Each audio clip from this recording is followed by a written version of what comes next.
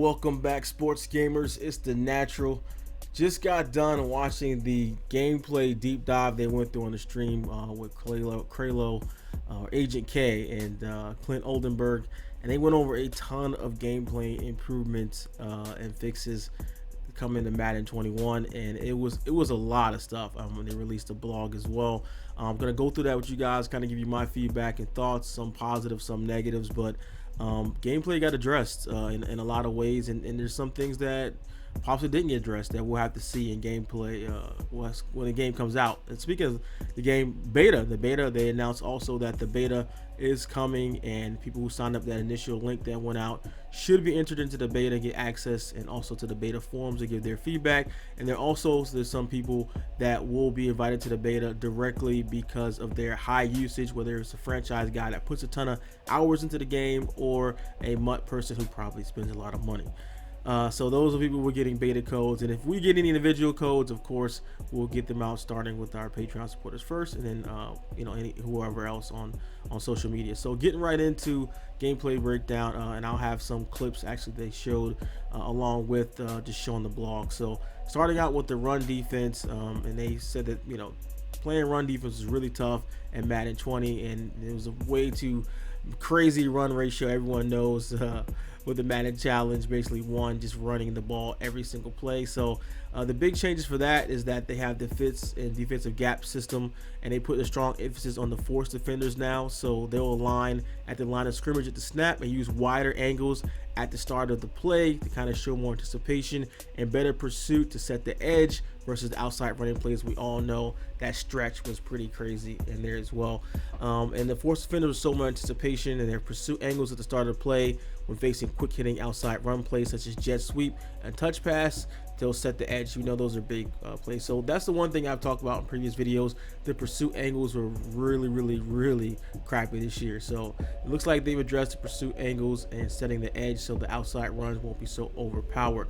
Also added hammer and field players, who defenders in the run fits responsible for open gaps inside of the force player, will take wider initial pursuit angles versus outside running plays to help them get over the top towards the outside of the formation quicker, prevent them from getting mired up by blockers in the traffic. So another about force defenders and such as 3-4 and more plays where base formations have the force defender line outside line of scrimmage. Also, edge and force defenders, wider gaps versus heavy and wing sets, and we know those are also heavily used this year, part of the meta, especially those wing sets with two tight ends there and getting outside, and those kind of those plays out there really overpowering this year.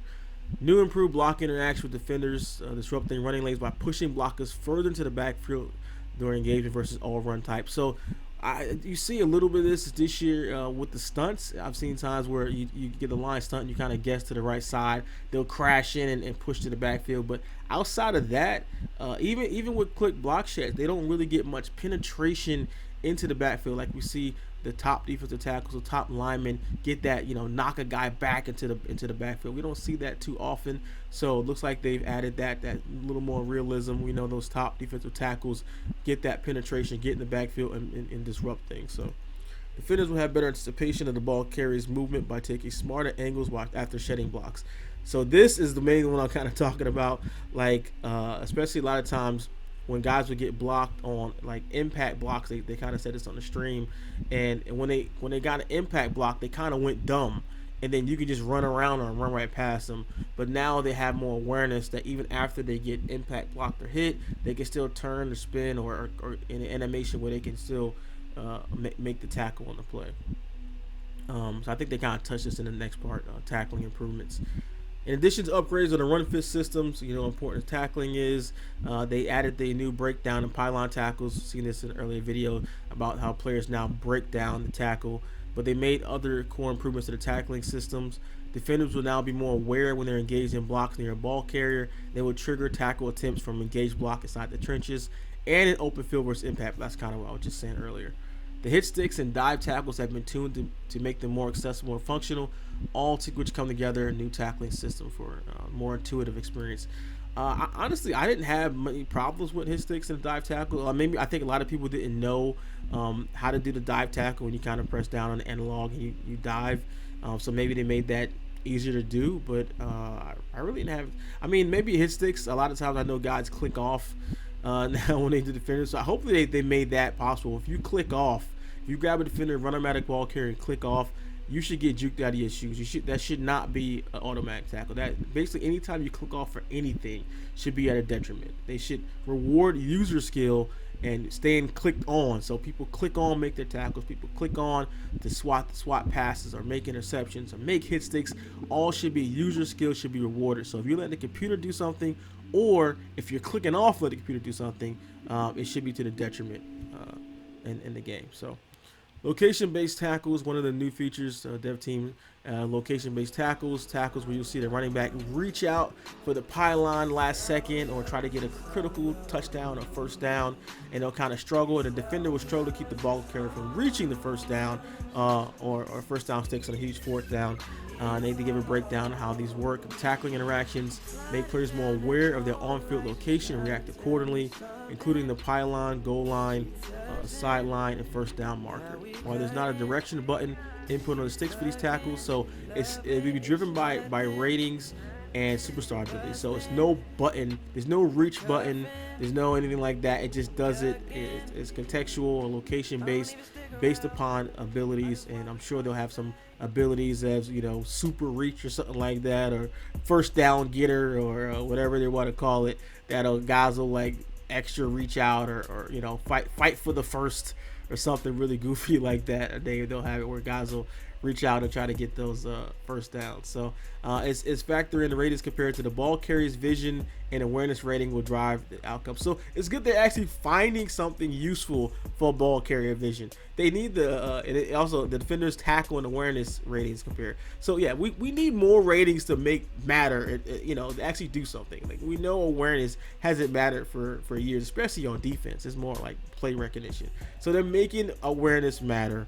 They're making ball carrier vision matter for a user controlled player, because before it really only mattered when the CPU is controlling a ball carrier. But ball carrier vision and weighting and rating actually mattering, that's like a low key bonus there that they include, that making all the ratings matter. Zone drop coach adjustment, and this is a huge one. I'm gonna have this on the screen there showing you guys this. This was so awesome. So they got a new set of coach adjustments that will allow you to, as defensive player, to adjust the depth of your zone drops for the underneath zone defenders. And this is so awesome because even when sometimes you play underneath, they still didn't get shallow enough. So you can play underneath and and the corners will come up and play the flats, but the linebackers will still drop deep and you can still get beat by drags underneath and little quick passes to the running back that kind of hook little running back hooks underneath. But now you can actually set for the flat, the hook, and curl zones in increments of 5 yards up to a max of 30 yards from the line of scrimmage. And this is going to be huge because you can really play to the situation. You can really play down in distance even more now.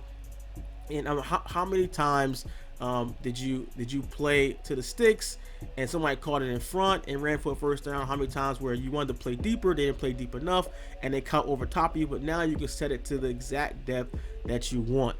So when making these adjustments, when you do use them, that all the match zone logic will be disabled in all the zone plays using adjustments, including for deep zone players. So that's and I don't think it's a big loss for them, because I know a lot of people played to the first or played deeper or shallower to disable matching, because we've seen issues where the matching doesn't work properly and somebody gets beat for a deep touchdown just because the safety got confused and mismatched on the wrong slot guy, and all of a sudden he's running down free. I've just seen, and I hope they improve the match coverage, and that's not something they're working through. But there's definitely different ways you can kind of confuse the match coverage and get guys wide open. So hopefully they improve the match coverage so people will want to run it more. But doing this disables all match zone logic. So when facing a no-huddle offense, you can turn off these coach adjustments by using the reset play option in the pre-play options menu. So that's a huge one. Good to see big improvement there on the defensive side. So moving on, the QB and passing improvements. So the run game is going to be toned down, and people are going to have to pass more this year. So they're giving people more tools or to make the passing game a little more attractive, really. Not necessarily more effective, but definitely more attractive. So, first one they have is throwing out of sacks. All quarterbacks have the ability to throw the ball while being sacked. I know previously they had kind of that ability. I know Baker Mayfield have it where he can get hit and still kind of get the ball off. So everyone can throw out of sacks now, which if you think about it, it's kind of ridiculous that you had to have an ability to throw the ball while you're getting hit. Like, which every quarterback in the world can do, can still get hit and get the ball off. Not with accuracy, but it's just funny that that's something that literally only players with that ability can do. But now, Madden 21, all quarterbacks get hit and throw the ball. So the accuracy and power of the pass while you're being hit is dictated by physics. So the further into the passing animation the quarterback is at the point of contact, the more likely the pass will be accurate. However, if the quarterback's arm or shoulder are hit during the pass, that will affect the accuracy as well. So throwing out a sack does carry some risk. In the earlier animation, the quarterback is hit, and in combination with the quarterback's strength rating, the more likely he'll be to fumble. So also deep passes under pressure. They have those under pressure throwing animations that allow the quarterback to speed up the throwing motion when feeling pressure on deep passes. I know I was so frustrated with this and with that long wind up. And sometimes it's not even this one's for 40 yards or more, but sometimes you feel like it's like a corner route like 25 yards down the field and the quarterback is like reaching down deep and winding up, and then you get sacked because the it's so long. The animation is so long, but now as the pressure is coming, he will speed up and throw it a little bit faster. So it's dictated by a threat to impact prediction, meaning that the time the pass will be initiated. If the quarterback thinks he'll get hit by oncoming defender before the release of the pass, he'll use the under pressure animation and speed up, and then actually that'll use the throw under pressure rating, which will modify by the power and accuracy. Will modify both the power and accuracy of that pass. So throwing under pressure matters even more this year than last year, and hopefully people get those passes off a little bit quicker and don't take those sacks with those long wind up elongated. So I know that was definitely a pain point in the community that they addressed. Quarterback branch outs. QBs can now quickly branch out of the drop back to throw the ball at any time. As soon as the quarterback has received the snap, any receiver button input is given, the quarterback will immediately branch out of the existing behavior and throw the ball to the intended receiver. I don't know. They say includes play action fakes, but I didn't have any problem with this now. I would just press down and left or down and right and get out of the auto drop back. So I gotta get my hands on the game and see how it's different. But I already kind of did that anyway. I don't always do the auto drop back depending on the play. But they'll have more control to branch out a drop back to scramble by moving the stick towards either a 45-degree angle away from the line of scrimmage. And they'll also re-enable the rollout movement, which you can toggle tap in and right. I have to see this one, how this works, how they're doing this. But anything that gives you more control, the better. And also, they took out the quick throw inaccurate from Madden 20 been turned off. I know that was an issue where people had those like quick fade outs. They would motion receiver out and throw it to them, and the defense didn't play that right. So their solution was basically just to not allow you to make all those throws inaccurate, which was kind of a horrible workaround to just, instead of just making the defense play it properly, they just made you where you just can't make quick throws like that. So they took that off. You can make quick throws. So I'm assuming on the defensive end, they made the cornerbacks aware enough to enable, if you motion a wide receiver out and quick hike throw them, the corner will play it properly. So I'm assuming that they fixed that, or they wouldn't have turned this off. I'll give them the benefit of doubt on this one. Accuracy and power tuning, a variety of improvements done to passing to improve the under pressure and cross body passing to bring more balance by making inaccurate penalties more contextually appropriate situation. I've seen some crazy passes, especially on Mutt. I've seen Lamar Jackson, I've seen Vic and those guys just roll out. I mean, going out of bounds and just do jump passes, 60 yards downfield. So, and that's been a problem in Madden for a long time. So hopefully this tuning will make those kind of throws rare, unless they have the superstar abilities that can back that up to enable them to do that. So they added a new max distance passing power penalty will activate when a targeted receiver is deeper than the quarterback's passing distance.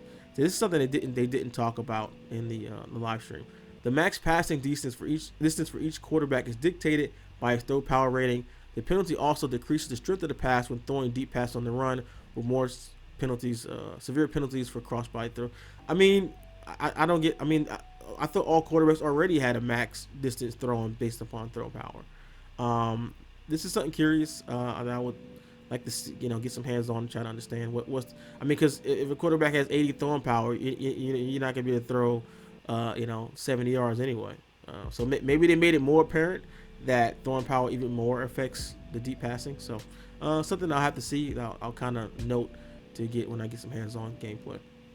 Enhancing the in-game passing feedback text so players will have more transparent understanding result of each throw. Okay.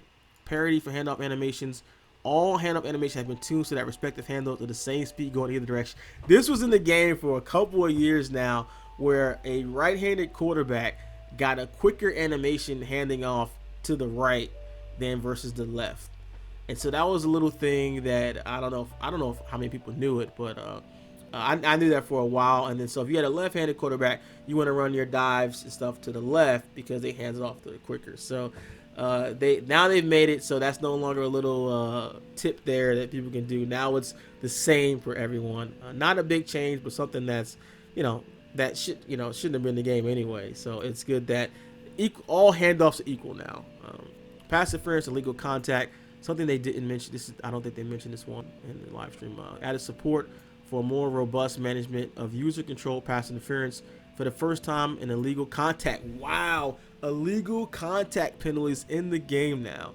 The goals prevent users from intentionally obstructing receivers from getting in their routes and on the catch spot while trying to overlook incidental. So this is huge. I just hate it so much where guys can just take a user defender and just mash up all on you outside of the jam, just kind of get in the way of your receiver, and it will disrupt all the routes and hold up receiver with no penalty can be called against. So now they're gonna try to not call it on incidental type contact, but people that are intentionally doing it, if they tune this right, this is huge, and that will definitely help the passing game because people can't hold up your whole passing attack, and especially if you run like a bunch set, they can't just sit there and just mash up all your routes and disrupt all your routes with one player because they'll actually call illegal contact. Wow, that's awesome. So the penalty is going to be used for both competitive and simulation game styles, and we call it primarily on user-controlled defenders. So for franchise players, these penalties can be adjusted in the menus. That is great, and I hope they took a look at pass interference, what we call in our league and PML BSPI, the ones where you click on and you just swat or go for a pick, and you basically barely touch the receiver, but they call pass interference. So I hope that's more tunable or that's looked at or adjusted. Something I have to speak to the developers about, because it's good that they added that, but also just looking at the whole pass interference system, especially if you're used to playing in franchise mode, and especially on sim, that can be people have lost games with BSPI, and it's terrible to see. Hate to see it. Defensive contain balancing. So popular online strategies was a contain blitz, and people felt that was unbalanced, and so you also able to react to quick scrambling quarterbacks, but also able to get pressure. So they made some changes to make that more balanced. So when utilizing pass rush schemes that free up the contained player being blocked for an overload, the player will now rush at the quarterback slower speed than if he was not in a contained assignment. So as long as the QB is inside the pocket and not using scramble movement, the contained player will be moving at a speed slow enough to read the quarterback with the intent to keep him in the pocket, but will now break into a full speed rush if he intends to scramble. I hope this looks good, but I hope it just looks right. I hope it doesn't look like the one with the blitz protection or whatever, that the nano protection, which looks, well, guy will be free and he'll just stand there looking like a dummy. So I hope this actually looks natural, how they'll kind of rush and see what the quarterback's doing, then rush. I think it's a good change.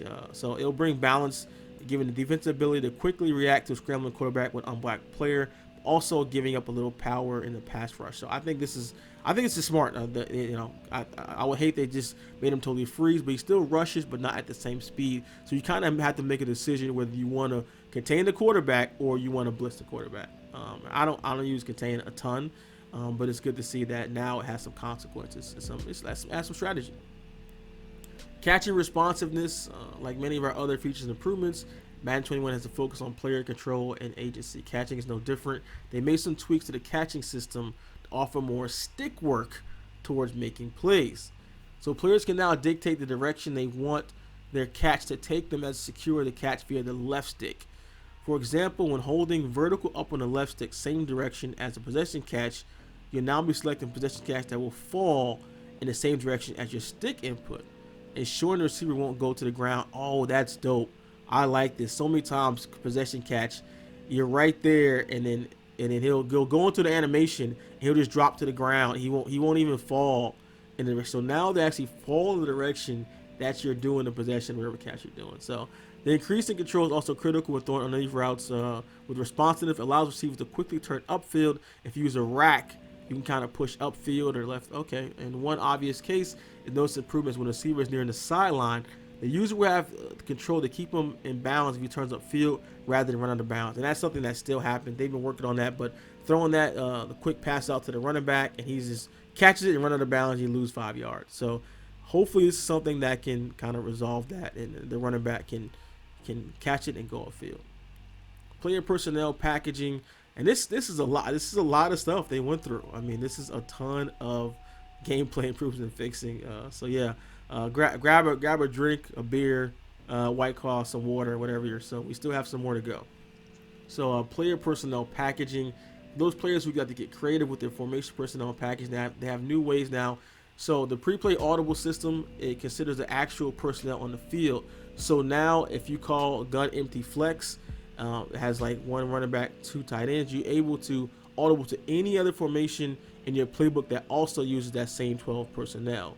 So you can even come out, even though you're in a gun formation, if you have 2 tight ends, you can that audible to an under center 2 tight end formation now. So it only applies to the offense, but I think that's really good. You can really game plan for that and really keep you off balance.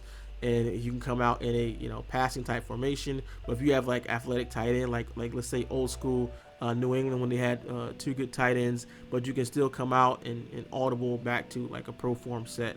Or like a I form big or tight, something like that. Really keep people, or single back big. You can really keep people off balance with that, and really mix up your play calls, keep people off balance. So I like this one. So it kind of takes your personnel into mind when you're giving what options you have. So balance for repeated audibles and play flips. So this is one they talked about. So now you can't kind of come out and just flip your play and audible and flip your play and audible, and guys would kind of do that in the running game to see soon they got more blockers on one side, then they hike in the ball, and just super annoying, especially in the competitive scene. This was big.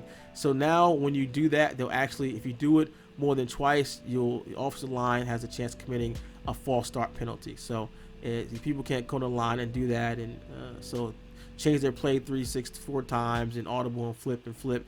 Now you're gonna get a penalty for that. So I like that they're doing that kind of dissuade that cheesy play flipping. Player fatigue for out of position players.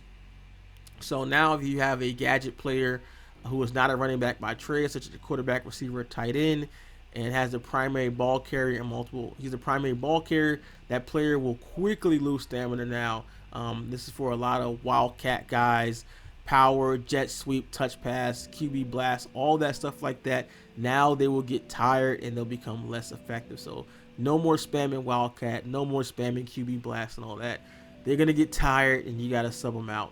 Now unless people come out and just have multiple wildcat players, now they just got 5 guys on the roster. They just keep cycling through. But listen, there's only so many Lamar Jacksons in the world, so unless you get a roster full of mobile quarterbacks, that's dead. You're gonna have to mix it up now.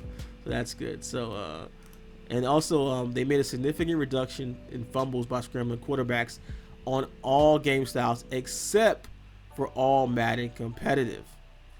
However, as players start to get more fatigued, likelihood of fumble will naturally increase. So now all the sim guys out there that run on sim, you can actually scramble with your quarterback without fear of having to slide every time. I hope they didn't go too far with it and he never fumbles. I don't want somebody getting cracked with a big hit and the quarterback just hops like nothing happened. So hopefully they didn't tune it too far one way. But this is good. So now on all the sim mode guys, you can scramble with your quarterback in Madden 21 without fumbling every single time. All right, and on to there's some tuning on the kick game. I don't think this was addressed in the live stream as well. So the kick meter on competitive has been tuned to be more skill based. It'll be more difficult to get accurate kicks for competitive gameplay, and missing the accuracy window will be slightly more punitive, so it hurts you more. The kick power and wind impact has been tuned on simulation, so that kickers and punters don't always launch unrealistically deep kicks, while the wind impact on the kicking game will be less significant. They tuned the ball physics to bring more skid to the ball on kicks bouncing on the turf. Okay, to make the coffee corner exploits as a scum kick. Okay, so they're trying to do that to cut down on the scum kicks. You scummy dudes out there still doing that. Terrible.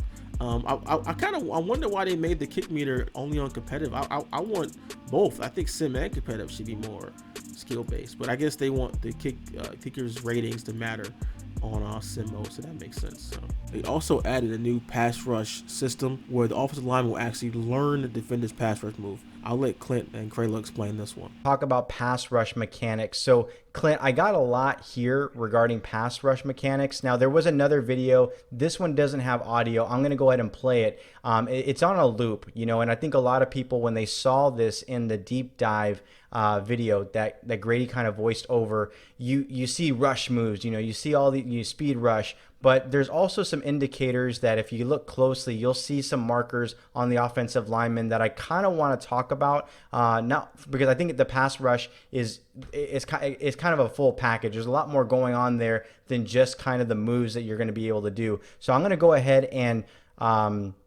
go over to some screenshots that I have right here on the controller. So if you want to talk about the pass rush mechanics on the controller, and then we'll talk about the offensive side of the ball, I have this screenshot up right now from the game controls. Yeah, there's a lot to talk about here. We're going to talk about both offense and defense. And as our players know who saw our trailers already, pretty straightforward. The pass rush moves are back on the right stick. Yes, they were there years ago. We've reimagined that system, very similar to our skill stick on offense. Branching is a thing. We want you to have full control of not only the move you want.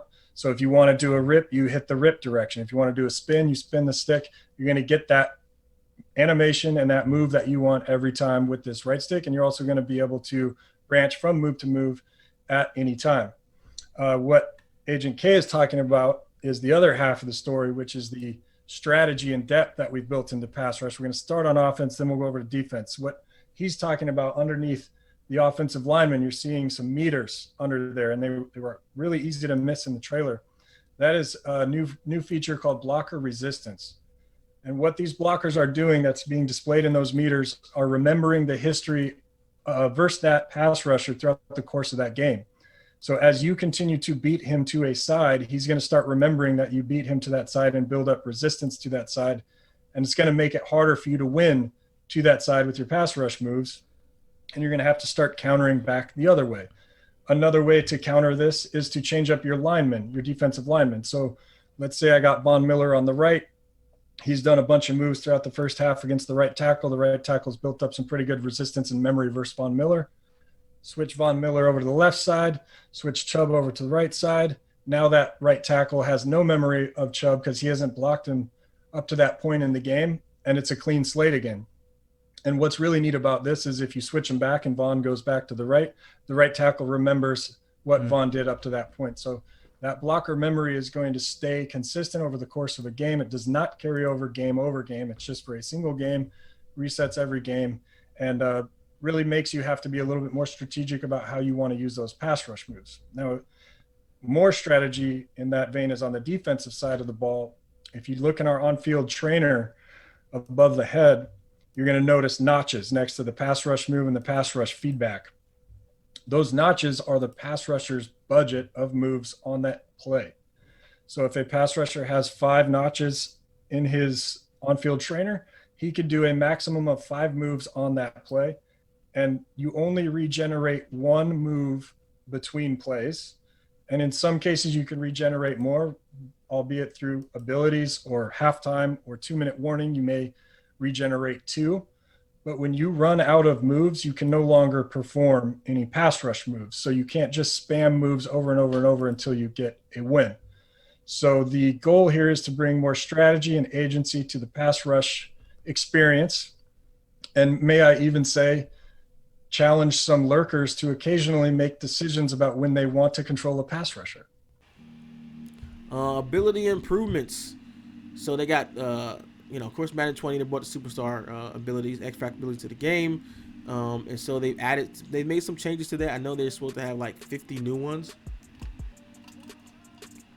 So, and previously in Madden 20, they made specific routes that were to that ability, but now they kind of grouped them in.